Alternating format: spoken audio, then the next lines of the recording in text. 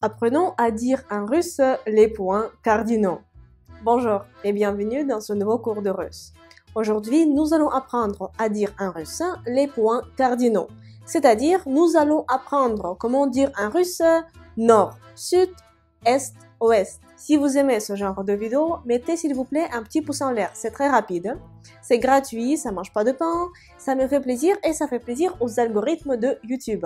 Merci beaucoup pour vos pouces en l'air, abonnez-vous à ma chaîne YouTube et sans plus tarder, nous commençons à apprendre comment nommer en russe les points cardinaux. Tout d'abord, apprenons à dire en russe les points cardinaux.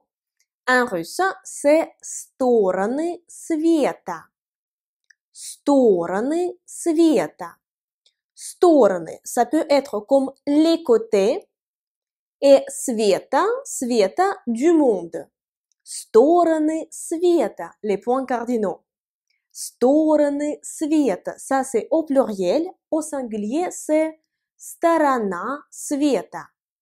Сторона света, point cardinal. Сторона света. Alors, points cardinaux, c'est стороны света. Стороны света. Commençons par le nord. Le nord, c'est север. Север. Север. Север. Nord. Север. Par exemple, traduisons en russe la phrase. Dans le nord, il fait froid. На севере холодно. На севере, dans le nord. На севере холодно. На севере холодно. Le sud, en russe, c'est юг. Юг. Faites attention, le mot юг se termine par la consonne G, mais la consonne G à la fin des mots se prononce K. Ça nous donne юг. Юг. K comme Catherine. Юг. Si vous voulez apprendre à lire en russe ou à prononcer en russe, des règles de prononciation avec de la pratique, je vous invite à regarder mon cours intensif Apprendre à lire en russe. Le lien se trouve dans la description de cette vidéo et nous poursuivons. Alors, c'est юг, юг, юг. Traduisons en russe la phrase. Dans le sud, il fait chaud. На юге тепло. На юге тепло. Тепло, c'est chaud. C'est pas très chaud, c'est chaud tout court. Alors que si on traduit на юге жарко, жарко, c'est quand il fait très chaud. Тепло, c'est chaud, alors que жарко, c'est chaud, chaud, chaud. На юге тепло ou на юге жарко. Les deux traductions sont possibles. На юге тепло, c'est chaud tout court. На юге жарко, на юге chaud, chaud, chaud. Ou très chaud. На юге тепло ou на юге жарко. L'est en russe, c'est восток. Восток. Восток. Vostok. Vostok, l'Est. Par exemple, comment peut-on traduire la phrase « Ce pays se trouve dans l'Est ». Ce pays se trouve dans l'Est. Эта страна находится на Востоке. Эта страна находится на Востоке. Эта страна, ce pays, находится, se trouve, на востоке, dans l'est. Эта страна находится на востоке. Il nous reste encore à apprendre comment dire en russe l'ouest. L'ouest en russe c'est запад.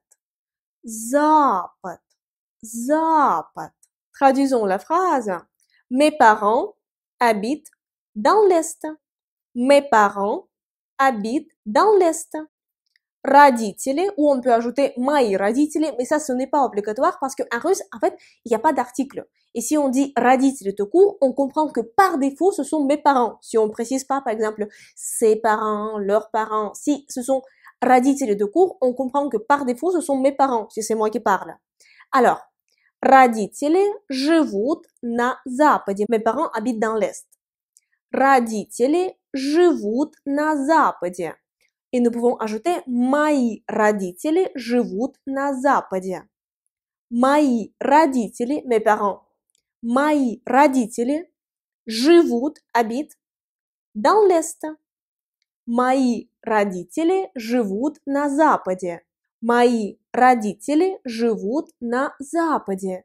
Mes parents habitent dans l'ouest. Мои родители живут на западе. Avec les points cardinaux en russe, nous employons la préposition na. Et cette préposition na, elle peut être suivie soit du prépositionnel, autrement appelé le locatif, soit de l'accusatif. Et ça, c'est le cas pour la préposition va et na. Si vous voulez reviser ce sujet, auparavant, je fais un cours exhaustif à ce sujet. Le lien va apparaître ici. Alors, après la préposition na, les points cardinaux peuvent être mis soit au prépositionnel, soit à l'accusatif. Dans les phrases que nous venons de traduire, nous avons employé les points cardinaux au prépositionnel parce qu'il s'agit du position dans l'espace.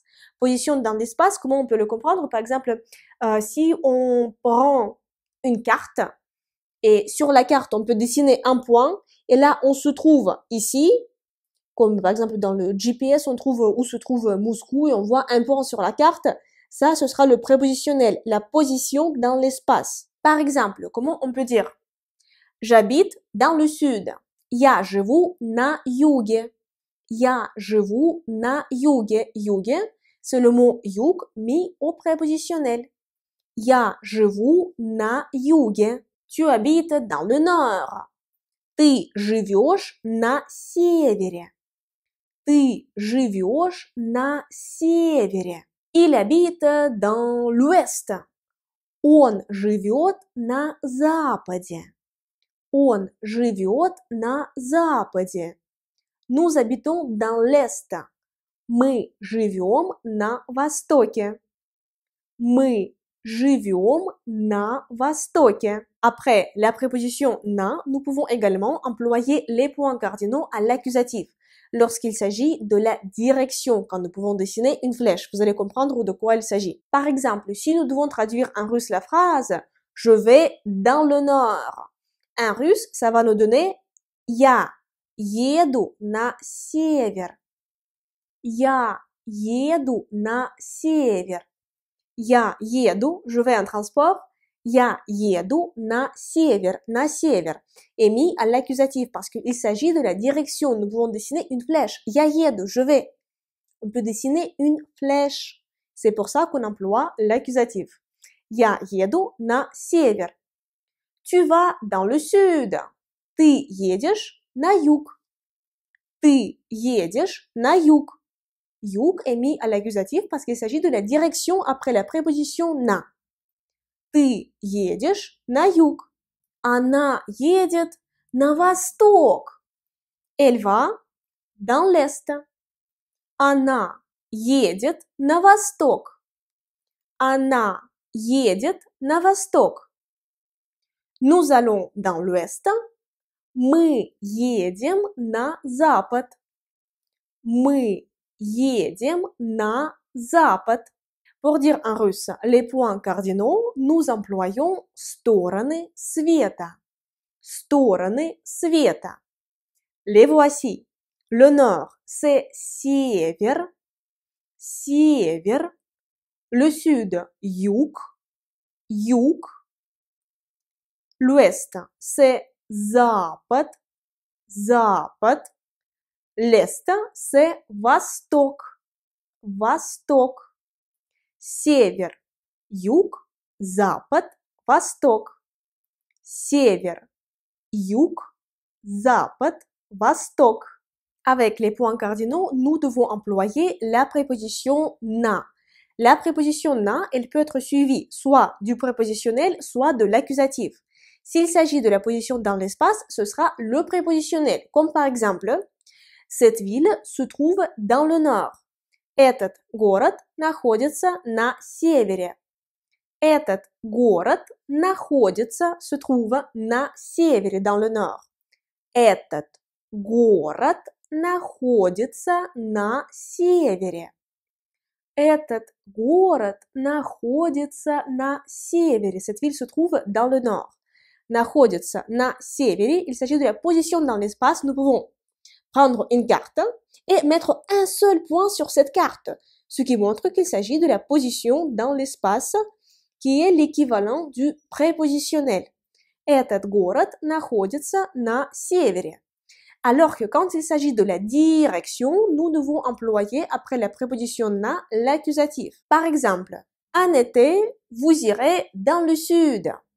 Летом вы поедете на юг. Летом, en été. Летом вы поедете, vous irez, на юг. Летом вы поедете на юг. J'aimerais remercier les personnes qui soutiennent mon travail par PayPal. Спасибо большое.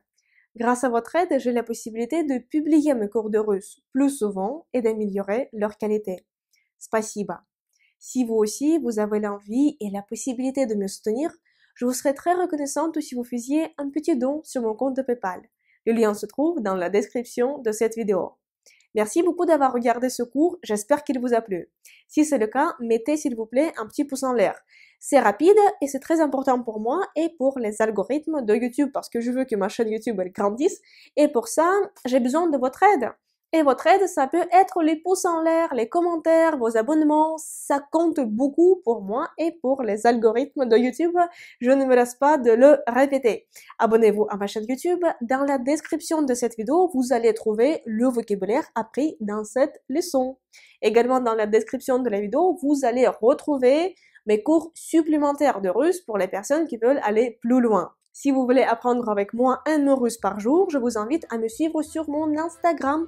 Parce que sur Instagram, dans les stories, j'ai une rubrique qui s'appelle les mots russes au quotidien. Et chaque jour, nous apprenons un nouveau mot russe ou une nouvelle expression. J'espère vous retrouver très bientôt dans une prochaine leçon de russe.